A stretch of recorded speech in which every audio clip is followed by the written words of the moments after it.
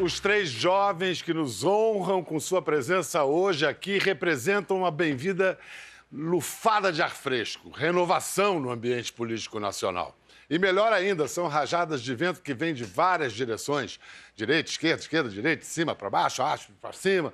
Eles entenderam que se a política está ruim, o único jeito de torná-la melhor é fazer mais política. Os três têm menos de 30 anos, são deputados federais em primeiro mandato e resolveram cedo dedicar suas vidas à causa pública. É a jovem política, não necessariamente a nova política.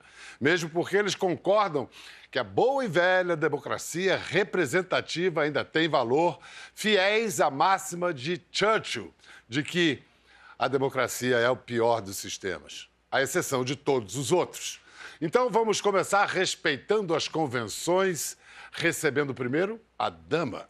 Uma deputada federal de São Paulo, de 25 anos, que assumiu um protagonismo precoce no Congresso. Aliás, precoce é uma palavra que define bem Tabata Amaral.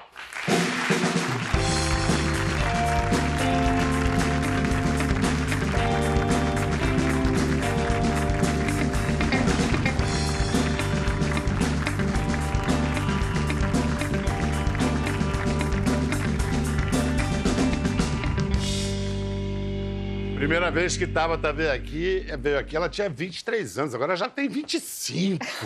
É uma senhora, praticamente. E já aconteceu tanta coisa nesses 2 anos, hein, Tabata? Você sabe que tem uma frase atribuída a Santa Teresa d'Ávila que diz: mais lágrimas são derramadas por orações atendidas do que pelas preces sem resposta. Você que rezou, queria tanto chegar ao Congresso, está suportando a maldição das preces atendidas? Olha, primeiro, obrigada pelo convite, que honra poder voltar. Fazem quase 2 anos, mas é tanta emoção, tanta coisa todos os dias, que às vezes eu paro e lembro, foram só 3 meses e meio de mandato. Então, acho que, por um lado, sim, é uma grande responsabilidade, e especialmente quando você é uma das primeiras da sua comunidade a chegar nesses espaços, mas, por outro, eu realmente acho que tem um trabalho mais legal desse mundo. E eu não queria estar em nenhum outro lugar. É um ano muito difícil para a educação. Então, mandato muito difícil, mas que bom que eu estou lá. Mas para uma jovem mulher chegar ao Congresso, aquilo não é um ambiente um pouco inóspito, assim? Você é alvo de algum tipo de estranhamento ou mesmo de machismo? Com certeza. E eu sempre falo sobre isso com mais naturalidade porque alguém tem que falar. E para mim fica muito evidente que causa muito estranhamento ter alguém como eu lá. Não faz parte, não deveria ter acontecido. Deu alguma pane no sistema. E vem com perguntas, vem com assédio, vem com piadas, vem com interrupções. E no final do dia, pessoas querendo entender como que você chegou aqui. Você é casada com alguém, você vem de alguma família importante, você foi um fenômeno das redes sociais. E quando eu vou respondendo não a tudo, a pessoa fica, mas pode. E aí eu tenho que falar, não só pode, como tem mais chegando no futuro. Então, causa estranhamento, mas faz parte. Olha só, a bandeira da Tabata é a educação, desde sempre, né? E, em defesa da educação, ela já confrontou o ex-ministro Ricardo Vélez, que é ex também, muito se atribui à participação da Tabata para sua queda. E esta semana o conflito de Tabata foi com o sucessor dele, Abraham Weintraub. Eu queria só começar dizendo que, nesse momento, eu estou entrando com um processo por danos morais contra o senhor por distribuir uma comissão pública, não apenas o meu número pessoal, prints com o meu número pessoal da minha equipe, com mentiras, o que é pior. Isso é um constrangimento, isso não é uma atitude de um ministro. Eu tenho vergonha da gente estar aqui, eu cobrando planejamento estratégico, falando de coisas sérias, com respeito, e o senhor me responder com isso, que é falta de maturidade, pelo amor de Deus. Mas vamos lá, né, já que a gente vai entrar nesse nível de debate, o senhor falou de 4 convites feitos pelo senhor. Só faltou combinar com a equipe, porque as 3 datas que vieram foram de avisação do Vélez. O senhor tomou posse dia 9 de abril e compartilha com o público 3 convites, sendo que o último foi feito dia 1 de abril. Pelo menos faça as contas, para não passar constrangimento também. Nossa.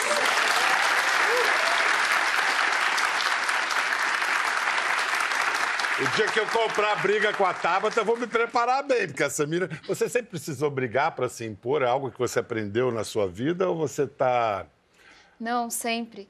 E mesmo naquele momento, obviamente, eu estava muito chateada, eu estava com muita raiva, porque foi um ministro de Estado mentindo, montando coisas para tentar me destabilizar, para tentar falar, olha, você não pode fazer esse papel que é me fiscalizar.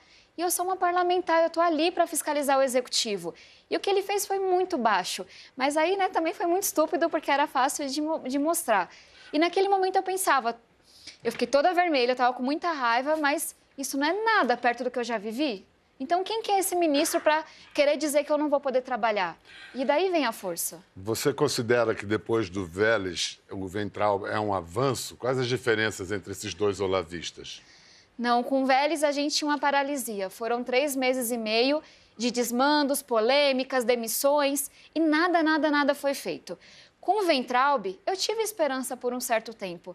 Só que logo eu percebi que tinha um projeto. Ele está numa guerra ideológica, ele está numa missão, ele quer combater ideologias de todos os cantos, escolheu a educação para travar essa batalha. E o pior é que o que tem de mais sólido, mais importante na educação, vai sendo tratorado nesse processo. Então, diante de alguém que não fazia nada, que era atrapalhado, e um ministro que está numa guerra contra a educação, ignora a Enem, ignora a Fundeb, ignora professores, eu acho que o outro fazia menos dano, que tinha menos capacidade de fazer dano. Então, estou mais preocupada do que eu estava no começo. E se tem uma unanimidade em todas as vertentes ideológicas do Brasil, é a questão da educação. Todo mundo sabe que a gente só vai se transformar a partir de uma educação de qualidade. Falar em vertentes ideológicas, eu me lembro que há 2 anos, quando você veio aqui, você relutava muito em dizer se era de direita, de esquerda. Agora você está num partido que vamos definir o PDT mais à esquerda, né? Então, em que campo político hoje você no parlamento se situa? Esquerda, direita ou centro? É complexo. Eu me considero de centro-esquerda, eu encontrei a minha atuação política como progressista.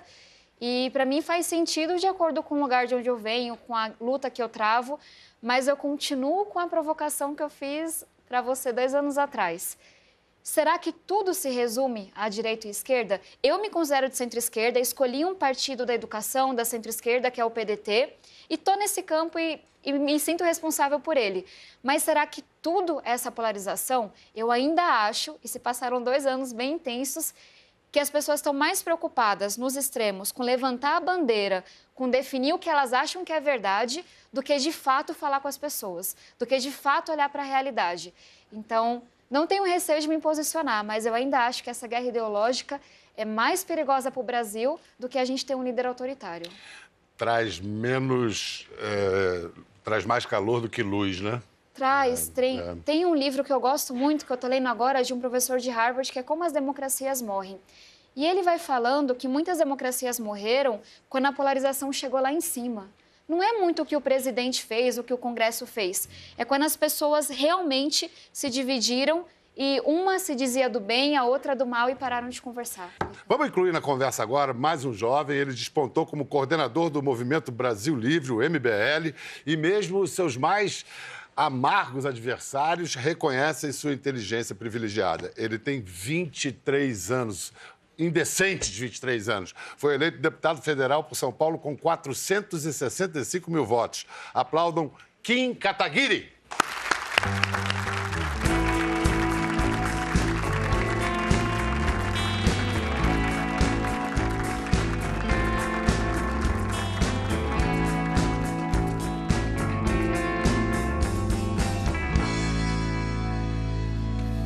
Fico imaginando a cena assim, você chegando no Congresso, aí passando, você identificado total, um dos líderes do processo que levou ao impeachment da Dilma. Aí vem aquele pessoal do PT ou de outros partidos, e aí tem climão na hora do cafezinho? Não, é tranquilo. Inclusive, uma polêmica recente que houve aí no Twitter foi a divulgação de uma foto minha conversando com o Marcelo Freixo. E aí falaram que absurdo você dialogando com o Marcelo Freixo. Eu falei, a gente está no parlamento, a gente está aqui justamente para isso. né? Se você de direita se nega a conversar com alguém de esquerda ou vice-versa, ou diagonal, ou de cima de baixo, você está no lugar errado. Não é para você estar no parlamento, que é justamente o lugar em que você dialoga. Eu acho mais, hein, que não é só no parlamento, não. Está faltando esse tipo de diálogo nas ruas, nos botequins, nas escolas. Negócio de escola sem partido, por exemplo. Na escola, quanto mais partido tiver, melhor. Aí eu discordo. É? Aí eu discordo. Eu acho que a ideia, você resumir o projeto Escola Sem Partido no título do projeto, deixa o debate superficial. Porque a ideia, efetivamente, do Escola Sem Partido, pelo menos no projeto original, é que todas as principais vertentes sejam apresentadas na sala de aula. Falei. E que nenhum aluno... Mas aí você falou contrapondo essa ideia ao Escola Sem Partido. Perfeito. É porque o nome é Escola Sem Partido, Sim, né? então, por isso que eu disse, resumir ao nome... Superficializa o debate. Então o nome está errado. Não pode ser, podemos discutir o nome, mas o conteúdo é meritório. Agora, eu queria te perguntar sobre a impressão que você teve pessoal do candidato Jair Messias Bolsonaro, quando você declarou apoio a ele. 2 dias antes do segundo turno, se não me engano, você foi encontrá-lo na casa dele, no Rio. E como é que foi esse encontro? Que a impressão que você teve dele pessoal? Foi um encontro bastante amigável, né? Eu costumo dizer que o Bolsonaro, ele é um tiozão do churrasco, assim. É o cara que faz piada, ele chega, ô, sobrinho, tal, e as namoradinhas, como é que estão, tal. Na época, até hoje, me chama de japa, né? Na primeira reunião de bancada que teve do Democratas, ele tirou, assim, o óculos, olhou. O Zapa ali? Tá no Democratas agora, só que... que maravilha. Então, ele... Até a língua, o jeito de falar, você imita direitinho. Tem um problema dele com a presa aí, tal, mas ele, como pessoa, ela é uma pessoa muito afável, ela é uma pessoa muito agradável e, à época, ele tinha se comprometido, que a nossa principal preocupação em relação ao Bolsonaro é ele focar muito em pautas que não têm relevância para a realidade econômica do nosso país, né? Eu, como liberal, tenho bastante foco na pauta econômica, que, na minha opinião, é prioritária efetivamente para a população poder viver, né? E daí partir para o debate de financiamento dos setores fundamentais mantidos pelo Estado. E a preocupação era em relação ao compromisso dele com a reforma previdenciária, que enquanto parlamentar, ele discursou de maneira muito incisiva contra, né? E lembro que a época que eu defendia a reforma previdenciária ainda no governo Michel Temer, eu apanhei muito, né? O pessoal falava, antipobre, o pessoal vai trabalhar até morrer, está vendido para o governo Michel Temer, está vendido para o MDB. E o Bolsonaro era um dos parlamentares que tinham esse discurso, né? De que reforma previdenciária era trabalhar até morrer, etc, etc. E essa é uma preocupação, que, na minha opinião, hoje é a principal pauta do país. Tanto que hoje praticamente tranca a pauta do Congresso. A preocupação seria levar isso em frente ou não. E ele sinalizou de uma maneira bastante positiva, né? Eu tive uma boa impressão naquele momento, que ele falou, não, o Paulo Guedes me convenceu aqui dessa pauta, a gente vai levar em frente e tal. E agora eu vejo que não é bem assim. O compromisso dele com a pauta econômica não é tão grande quanto ele tinha se comprometido, inclusive em vídeo, com a gente do MBL naquela época. Então isso deve ter pesado na decisão do MBL de não apoiar a manifestação de depois de amanhã, no domingo, e que desagradou os Minions, né? Teve hashtag MBL Traidores da Pátria. Vocês perderam, segundo eu fui informado, 150 mil seguidores nas redes sociais. Até o Olavo de Carvalho saiu do silêncio dele para ofender o Kim. E você respondeu na bucha. A não participação do MBL na manifestação de domingo significa que o MBL não apoia mais o governo Bolsonaro? Você foi para a oposição? Não, a minha postura sempre foi de independência e continua sendo, né? E sempre foi também de apoio à pauta econômica. Quanto mais o governo se desvia da pauta econômica, mais o governo se desvia daquilo que se propôs enquanto candidatura ao governo e mais se distancia do MBL, consequentemente. E a partir do momento que o presidente da República não foca na principal pauta do país, ele está jogando contra o próprio governo. E fazer uma manifestação com um tom hostil ao Congresso e hostil ao Supremo Tribunal Federal, tem pessoas que vão por razões legítimas, tem pessoas que vão às manifestações pedir democraticamente pela aprovação da reforma previdenciária, por exemplo. Mas o tom geral da manifestação, as lideranças da manifestação, têm um tom hostil ao Congresso Nacional que não contribui para esse debate. E por isso vocês tiraram o time de vocês do campo. O que propiciou a revelação de aspectos da identidade política do Kim que ninguém conhecia. Assim, a orientação política oculta de Kim Kataguiri. Como vocês podem ver aqui, olha lá. A foice e o martelo sobre ali. Tá lá. Eu acho engraçadíssimo. Porque, assim, é o primeiro comunista que eu conheço que defende privatização, né, que defende reforma previdenciária. Bom, essa é uma fake news e o MBL acabou ganhando uma reputação, foi acusado de criar e distribuir notícias falsas. Agora você é deputado federal, o MBL tem uma instituição, uma representação institucional sólida. Vocês estão tentando se afastar dessa imagem de criadores de fake news? Acho que essa imagem foi criada por um estudo equivocado, né? Inclusive, é importante e agradeço o espaço por esclarecer isso. Saiu uma matéria dizendo que tinha um estudo da USP, da Universidade de São Paulo, que colocava o MBL como número 1 no ranking de difusores de notícias falsas. Inclusive, o ex-presidente do TSE, o ministro Luiz Fux, iniciou uma investigação com base nessa notícia. E aí a gente foi atrás, a gente foi pesquisar para ver qual que foi o fundamento dessa notícia, qual foi a metodologia da pesquisa. E a gente descobriu que o estudo não existe. E a própria USP publicou em artigo, a própria USP não, mas uns pesquisadores da USP, o Pablo Hortelado, na Folha de São Paulo, que é colunista, divulgou um texto dizendo, tem muitas razões para criticar o MBL, mas esse estudo da USP não existe. Eu, como pesquisador, afirmo que não existe e não é uma das razões para criticar o MBL. Ou seja, toda essa onda aí de MBL fake news começou com uma notícia falsa, com um ex-presidente do TSE que não teve a responsabilidade de clicar no link para saber se a pesquisa existia e iniciou uma investigação com base em nada. Vamos, então, usar o caso da Tabata aqui. Tabata, você já foi alvo de fake news do MBL? Com certeza, e acho que eu sempre faço essa brincadeira, nunca fiz diante do Kim, de que o MBL me viu na política antes de que eu mesmo me visse e me preparou muito para as fake news que eu vivo hoje, que eu vivi na campanha. Aproximadamente 3 anos atrás, acho que setembro de 2016, eu fui alvo de várias fake news do MBL.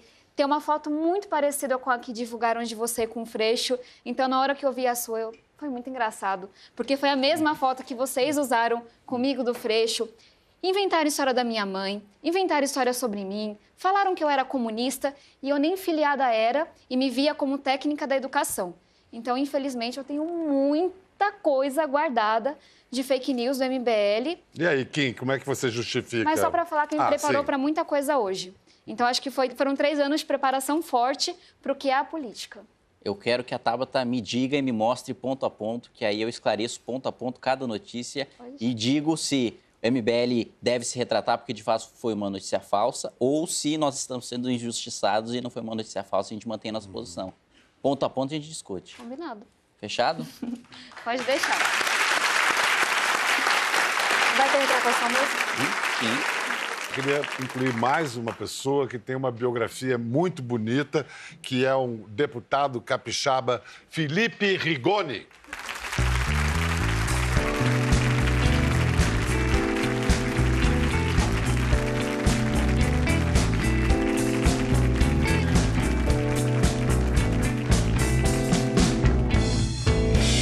Isso, aqui você já pode sentar.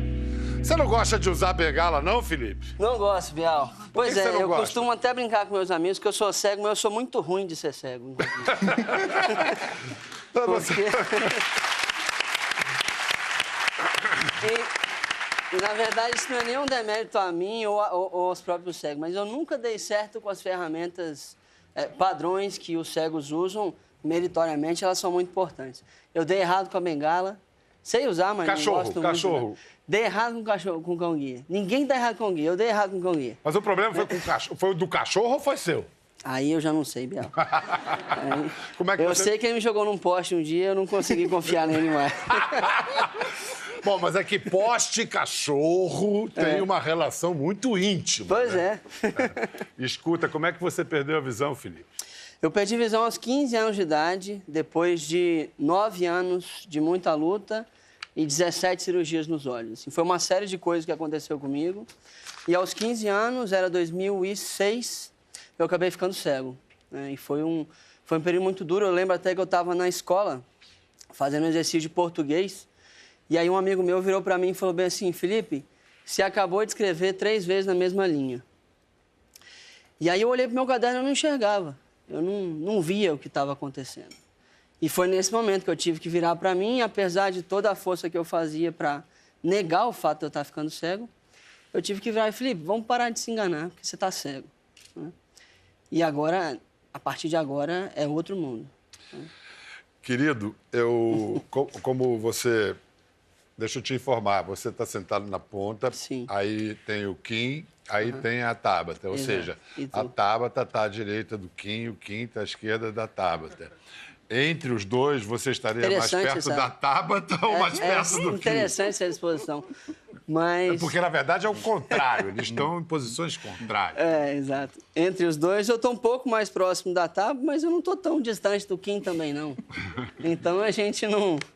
Eu não acho que é por isso que a gente tem que se guiar. Deixa eu contar para o pessoal que a deficiência visual do Felipe não impediu que ele se tornasse o melhor aluno de sua turma de engenharia de produção da Universidade Federal de Ouro Preto e que fizesse mestrado em Oxford. Qual foi o tema de seu mestrado? Eu fiz um mestrado profissional em políticas públicas, né? Eu fui em 2017, voltei em 2018. No dia que eu voltei, eu comecei a campanha.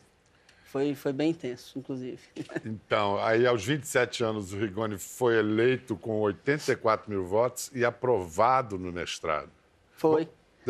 Vamos rodar a formatura do Rigoni. I'd like to call Felipe Rigoni and Felix. Thank you.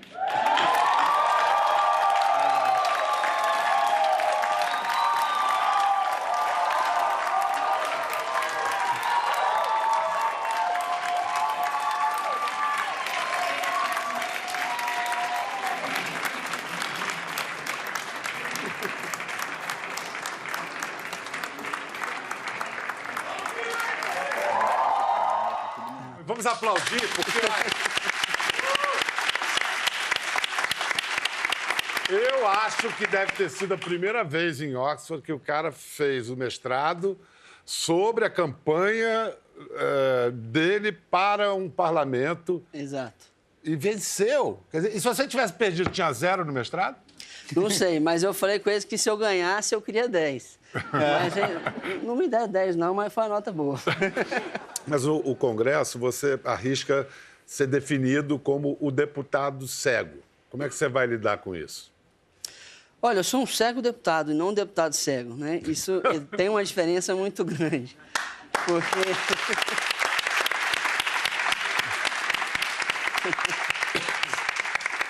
Porque, assim, quando você fala que ele é deputado cego, a única coisa que define ele como deputado é o fato de ser cego. Isso não é verdade. Aliás, isso não pode ser verdade. Seria a mesma coisa que eu virar e falar que o Kim é o japa e a... O deputado japonês. Exato. E a Tabata é a mulher. Perfeitamente. Não faz sentido. É isso. Tem muitas outras características que precisam e, de fato, definem a gente. Rigoni, a luta da Tabata é pela educação, a do Kim agora é a reforma da Previdência e a sua? A minha luta é por um Brasil com igualdade de oportunidades. Isso passa por uma série de passos, assim. Eu acho que o primeiro e mais urgente deles, obviamente, é a reforma da Previdência. Não temos outra opção neste momento. Mas, mais do que isso, a gente precisa pensar, e depois? O que a gente vai fazer? Né? Porque a reforma da Previdência em si, ela não vai trazer emprego pra caramba, ela não vai tirar 13 milhões de pessoas do desemprego. Ela vai, sim, dar uma estabilidade fiscal ao Brasil, trazendo investimentos, etc. Mas e depois? A gente precisa pensar em como resolver a nossa educação, como é que a gente faz para investir mais em ciência e tecnologia, para que o brasileiro, com a sua criatividade, que é absurda, com a produção de conhecimento que a gente tem, que também é absurda, né, com o empreendedorismo que a gente tem, que também é muito alto, a gente conseguir dar as soluções que a gente quer. Exatamente. Olha só, vocês são 3, eu agora vou fazer perguntas que são para os 3. Vamos lá. A primeira para os 3. O Bolsonaro se elegeu, entre outras bandeiras que ele levantou, era lutar contra a velha política. Vocês se identificam como parte de uma suposta nova política? Não. Para mim, a gente tem a boa e a má política e eu entendi que hoje essa história de velha e nova política é usada para justificar uma criminalização do diálogo, da negociação. Então, eu vejo o presidente que não consegue dialogar, que não consegue fazer falando, não é porque eu não consigo, é porque isso daí é ruim.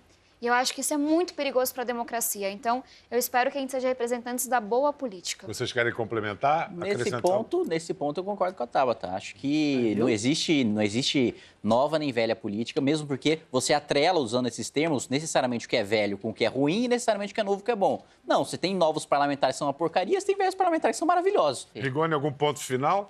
Olha, eu acho que na política você nunca pode escolher o seu interlocutor. Você não escolhe com quem você conversa. Quem escolhe com quem conversa só conversa com rede social. E aí a gente cai no extremismo. E o extremismo nunca resolveu, de fato, algo a longo prazo, que é o que a gente precisa nesse momento. Resolve paliativamente o curto prazo, mas nunca o longo prazo. Então a gente precisa sentar, conversar e decidir o que nós vamos fazer com o Brasil. Para os três, de novo, uma pergunta. Para a manifestação de depois de amanhã, domingo, pró-Bolsonaro, as previsões de vocês, em poucas palavras de cada um. Tabata. Morna, porque não faz muito sentido, né? Ele é o líder máximo da democracia. O trabalho agora é dentro dessa democracia e não questionando essa democracia. Acho que no momento de discussão da principal reforma, que é a reforma previdenciária, você tem uma manifestação com um tom de hostilizar o parlamento, joga contra a aprovação da reforma e, portanto, joga contra o próprio governo. Rigoni. Eu acho que protesto é sempre contra alguma coisa e não a favor. Né? E ele está chamando um protesto, uma manifestação a favor de algo que é super legítimo. Só que eu tenho medo disso só gerar resultado ruim para ele e, consequentemente, para o Brasil. Rapidinho também. Notas para o governo Bolsonaro até aqui. Rigoni, de 1 a 10, 5. 5 também. 5 também. 3. 3. E para o Rodrigo Maia, presidente da Câmara, Tabata? 8. 8. 8 também. 8. 7,5. 7,5. Mas eu gosto dele. Olha, eles não estão tão distantes, não. Kim, você teme, você representa, diz representar e representa uma direita contemporânea, moderna. Você, primeiro, você acha que o Bolsonaro representa esse tipo de direita? E segundo, um eventual fracasso do governo Bolsonaro pode desmoralizar a ideia de direita? Começando pelo final, acredito que sim, né? Porque a população, no geral, vê a direita como um negócio só, assim como vê a esquerda como um negócio só, né? Então, tá todo mundo no mesmo balaio, digamos assim. A manifestação de domingo explicitou as divisões das direitas que existem, né? Você tem a direita mais liberal, você tem a direita libertária, você tem até uma direita anarquista que defende o fim do Estado para que exista um anarcocapitalismo, você tem uma direita mais conservadora, você tem uma direita intervencionista do ponto de vista econômico e do ponto de vista político também, que defende que os militares tomem o poder. Enfim, você tem diversas direitas. A direita que eu defendo é a direita liberal, que tem um foco na pauta econômica, que é a que, na minha visão, coloca comida na mesa das pessoas e, efetivamente, é que interessa as pessoas, né? O cara quer saber se ele tem emprego, se ele não tem emprego. O cara não quer saber o que estão fazendo no carnaval. Ou a população, em geral, apesar de hoje ter muito interesse em política, interessa muito mais se ele está empregado ou se ele não está empregado, ou se o COAF fica, do que se o COAF fica com o Moro ou não fica com o Moro. Né? Você fala carnaval, você está se referindo ao Golden Shower. Exatamente. Infelizmente, eu não queria ter citado, mas é exatamente isso. Tá. Olha só, eu vou usar uma frase do Clodovil. Clodovil, que foi apresentador como eu e parlamentar como vocês. Eu quero que vocês olhem para a lente da verdade. Lembram dessa? E respondam na lata. Nos corredores do Congresso, vocês já ouviram as palavras impeachment e Bolsonaro na mesma frase? Sim. Tabata disse que sim. Murmurado, alto, em que tom de voz? Murmurado, ficando um pouco mais alto, especialmente depois da carta do Bolsonaro nas redes sociais, que parecia muito a carta do Jânio. Das Forças Terríveis. Exatamente. Alguma coisa a acrescentar? Alguma coisa que você ouviu nos corredores, Kim? Eu já ouvi da minha boca. Agora, uma coisa que precisa ser separada, né? E até agradeço o espaço para esclarecer isso, né? Que eu concedi uma entrevista na revista e eu justamente coloquei que no cenário, né, no andar da carruagem, né, com atrito entre legislativo e executivo, ou a gente tem duas saídas, dois cenários possíveis, se continuar no atual rumo das coisas. Ou a gente tem um parlamentarismo branco, o presidente se isola e o parlamento tem uma pauta independente e leva essa pauta em frente, ou a gente vota o impeachment do presidente caso ele seja derrotado na votação de crédito suplementar, que o presidente, para simplificar, tem um negócio chamado regra de ouro, né, que tem na nossa Constituição, que basicamente impede o presidente de tomar empréstimo para pagar a despesa corrente. Então, vamos supor, você tem uma casa, você paga o seu convênio, a creche do seu filho e outras despesas que você tem todo mês. Você não pode pegar um empréstimo para pagar essas despesas. Você só pode pegar um empréstimo se você for, por exemplo, abrir uma empresa, ou investir na bolsa, ou pagar uma casa para alugar, coisa que vai dar retorno futuro, né? Então, o presidente da República não pode tomar esse empréstimo. Ele vai precisar tomar esse empréstimo neste ano. Se o Congresso Nacional não conceder crédito suplementar, ele vai estar cometendo crime de responsabilidade, o que o torna passível de impeachment. E aqui eu quero deixar bastante claro, não é o que eu quero que aconteça. Eu quero que o presidente se alinhe com o Congresso para que a gente entre no rumo de país desenvolvido como a gente deve entrar e a gente tem a oportunidade de entrar agora. É análise, não é torcida. Tá. Agora, continuando nos rumos que as coisas estão, a gente pode ter essa discussão, o que eu acho muito infeliz, porque num processo de impeachment, o Congresso, e eu tive muito presente nas manifestações, o Congresso só pensa em derrubar um presidente e o presidente só pensa em se manter no poder. E nisso muita coisa antirrepublicana acontece. Você, Rigoni, para concluir. Olha, sim, já ouvi impeachment e Bolsonaro junto na mesma frase. Agora, seria uma tragédia absurda para o país, né? Não porque eu adoro Bolsonaro ou porque eu odeio Bolsonaro, mas porque ele é o presidente do meu país, independente de quem ele é, né? E ele precisa dar certo. Ele e nós, que somos Congresso, precisamos dar certo juntos. Porque se a gente não der a resposta que o país precisa neste momento, a tragédia vai ser muito maior. Só um ponto. Tabata. Eu concordo muito com o que o Rigoni trouxe. É muito perigoso se não der certo. Porque muitas pessoas foram às ruas não porque o Bolsonaro tinha uma proposta. Ninguém sabia muito bem o que ele pensava em várias áreas, mas porque ele era diferente do que estava posto na política. Exato. Então, se essa coisa diferente, que negava o sistema, não der certo, eu tenho medo que as pessoas questionem a própria democracia, no nível de que se o Bolsonaro não deu certo, ninguém mais dá jeito nisso. E isso não é verdade. A gente não pode deixar que a incapacidade do governo culpe e manche toda uma democracia. A gente vai fazer um rápido intervalo e volta para conhecer um pouquinho da vida pessoal dos nossos convidados.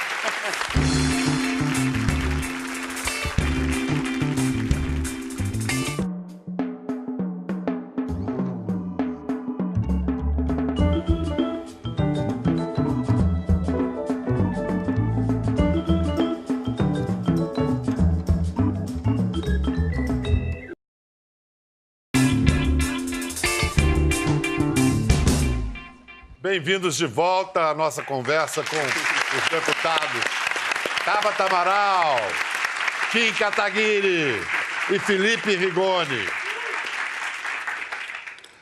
Nessa intensa rotina parlamentar, eu imagino que não deva sobrar muito tempo para namorar. Tá muito cedo, Bial. 23 anos? É. Muito cedo. Bial, ultimamente eu só estou pegando relatoria mesmo.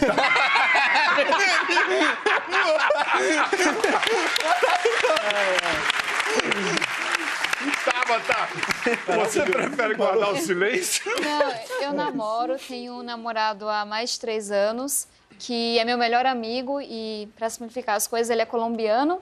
A gente fez faculdade juntos. Ele é uma das poucas pessoas que eu conheço que realmente conhecem os lados da desigualdade como eu conheço, que foi bolsista em Harvard, como eu fui, mas com a família morando na zona rural da Colômbia, sofrendo com tudo que a Colômbia sofreu. Então, ele entende muito que é fazer essas duas coisas conversarem. Mas aí você fica em Brasília e ele em São Paulo? Pior, ele mora na Amazônia, trabalhando com saúde e educação pública, viajando por barcos, trabalho belíssimo.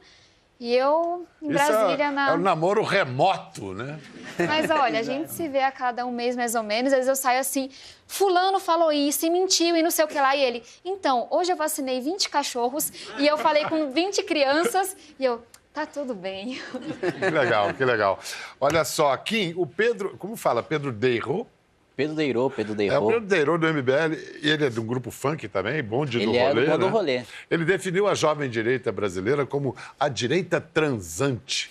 Você faz parte da direita transante? Olha, seria até meio patético se eu falasse que eu faço parte da direita transante por dar da minha cara de nerd e eu gostar de anime, de mangá e de jogo de videogame, de Dota. Então...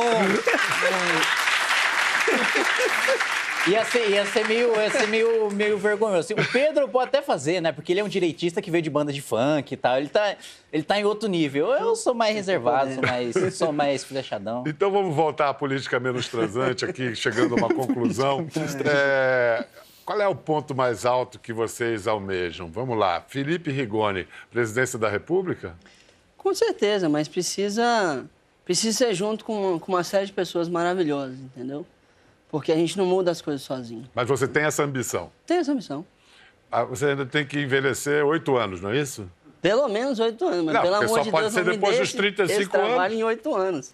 Porque é problema demais. Eu acho que a pessoa que se coloca para ser presidente da República, ela precisa não só ter uma capacidade absurda, mas um nível de responsabilidade, de equilíbrio emocional que pouquíssimos de nós brasileiros têm. E a gente precisa desenvolver isso até lá. E, Kim, você, até onde você quer chegar? Você tem uma ambição tão declarada quanto a do Felipe? Presidência da República, o quê? Eu quero ser pós-doutor em Direito Constitucional, professor de Direito Constitucional e, politicamente, no máximo, presidente da Câmara. Acho que o Legislativo é mais representativo e nobre dos poderes. Presidência...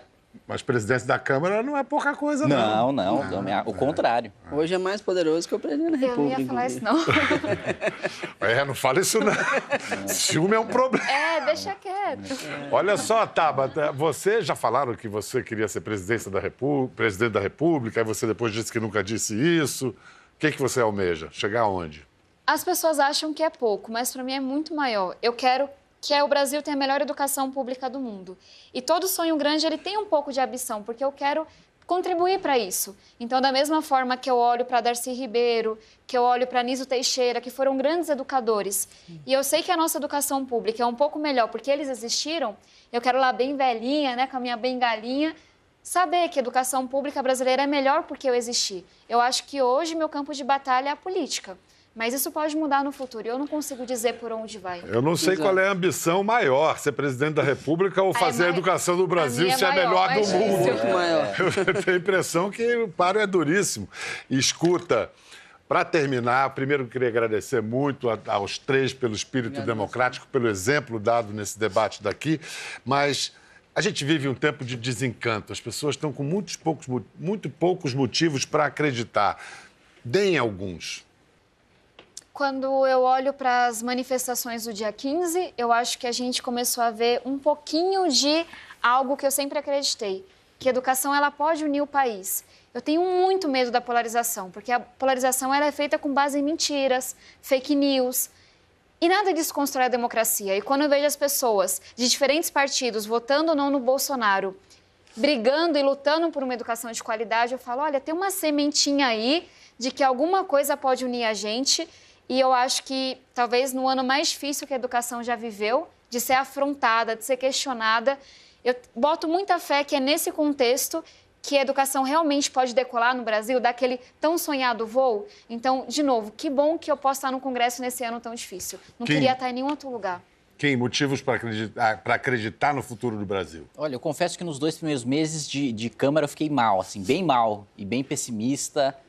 Concedi entrevista para a Folha, inclusive falando que não acreditava mais na aprovação e nem na votação da reforma previdenciária. Assim, estava mal no nível assim que meu amigo me oferecia Coca-Cola e eu negava. Que isso é um nível bem mal para mim, pessoalmente.